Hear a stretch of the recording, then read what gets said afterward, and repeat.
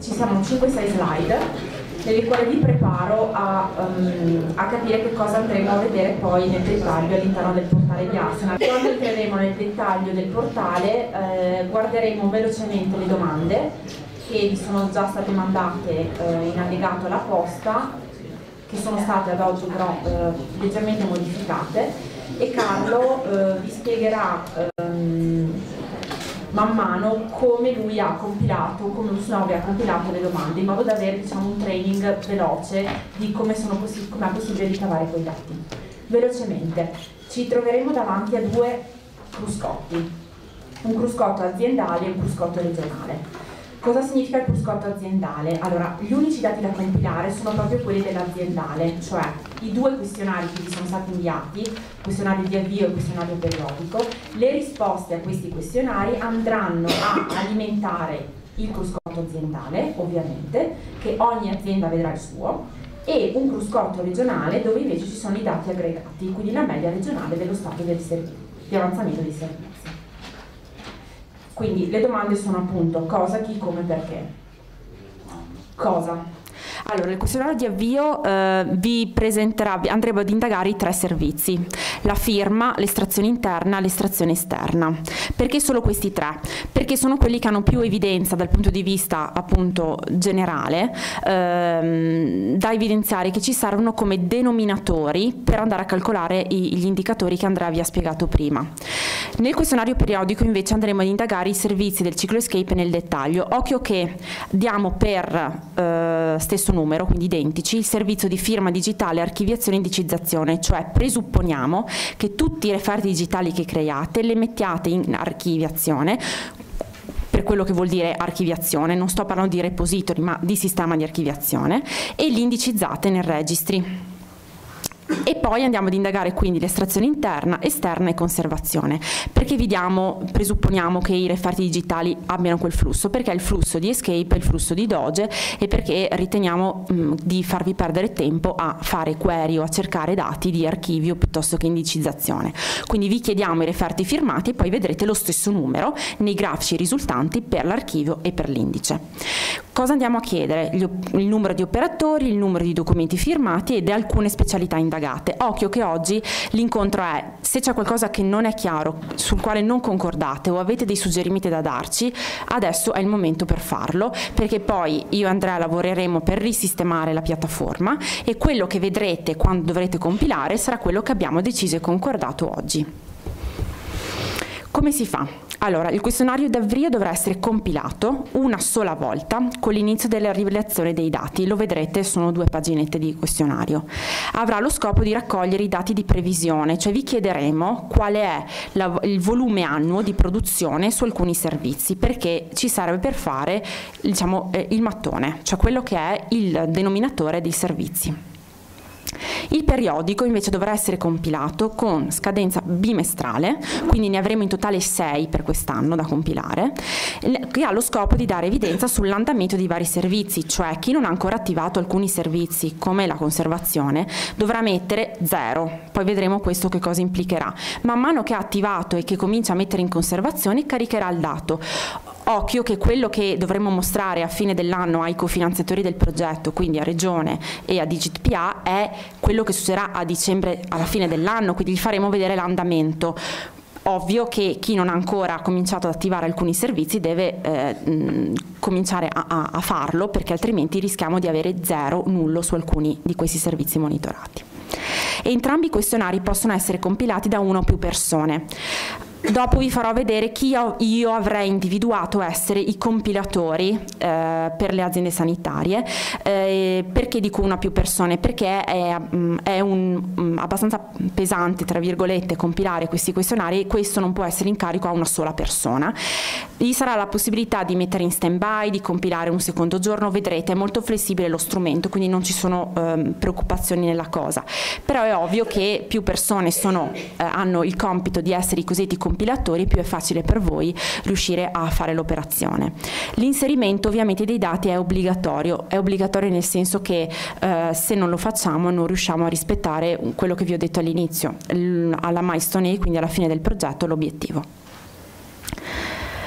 Chi lo deve fare?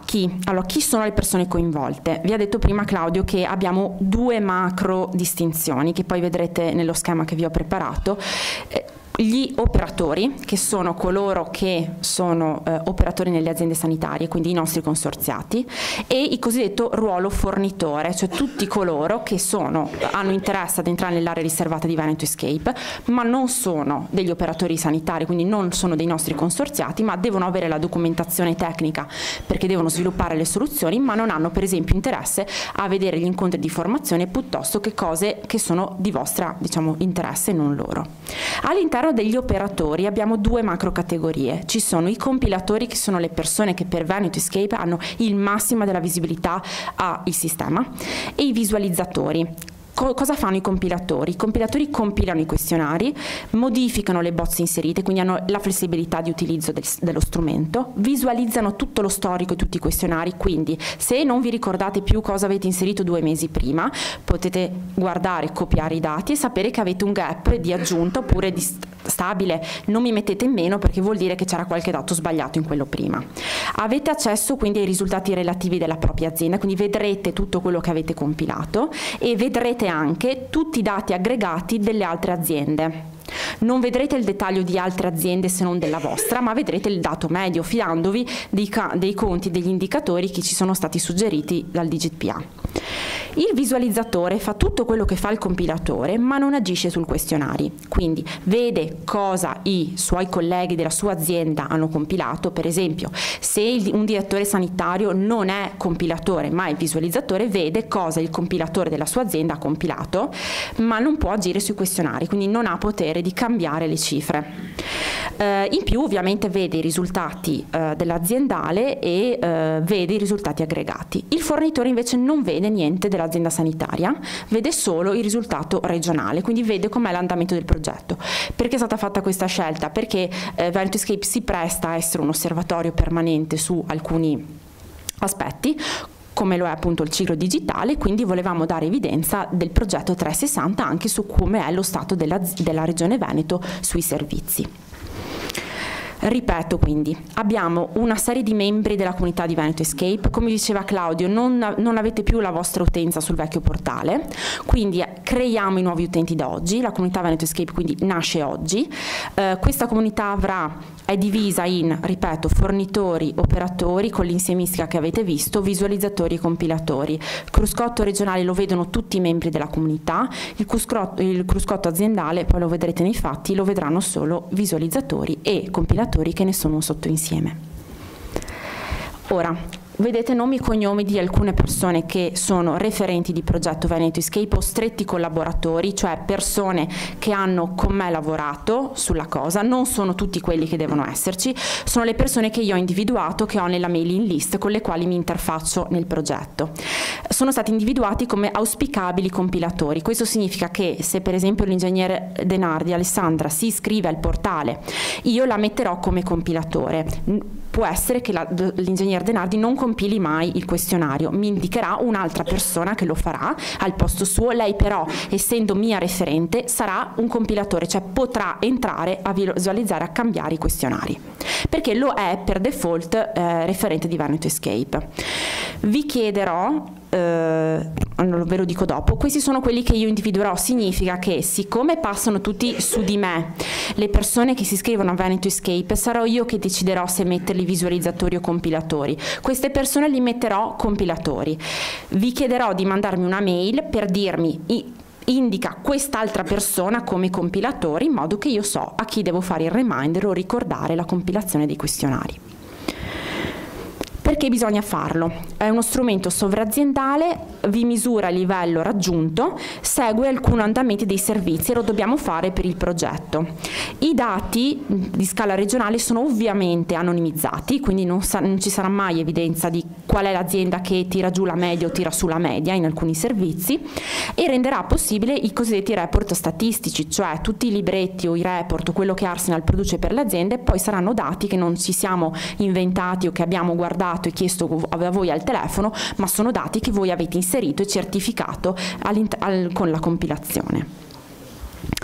Quando bisogna farlo? Allora, il questionario di avvio va compilato entro il 10 marzo 2012. Perché?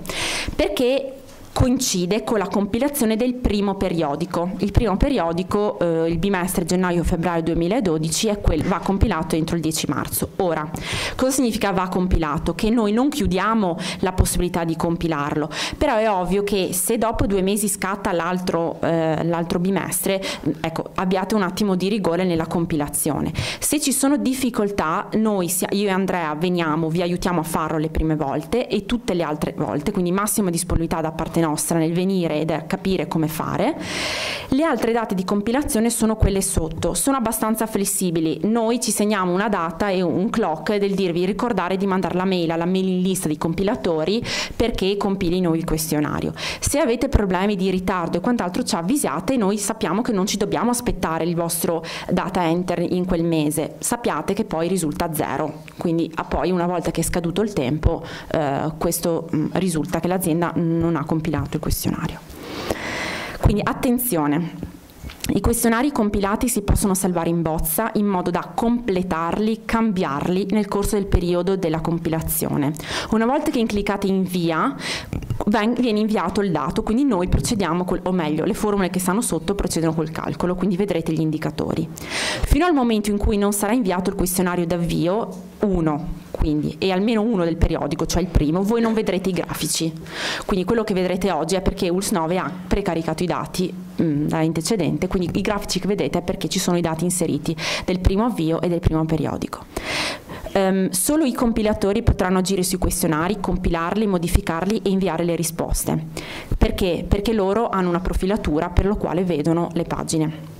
Si chiede ad ogni azienda di inviare a me, chi si ritiene per la propria azienda debba essere il compilatore oltre al posto di chi io ho già individuato, così basandomi sui miei rapporti personali con le persone con cui lavoro nelle aziende. È ovviamente necessario registrarsi al portale perché Claudio ha detto abbiamo tolto gli utenti perché non vi avevamo fatto firmare il consenso al trattamento dei dati nel primo portale, quindi in questo dovete assolutamente farlo per essere rispettosi della normativa. Quindi siete costretti a riregistrare le cose. Portale.consorzioarsenal.it è la pagina dove entrare e da qui vedete come fare.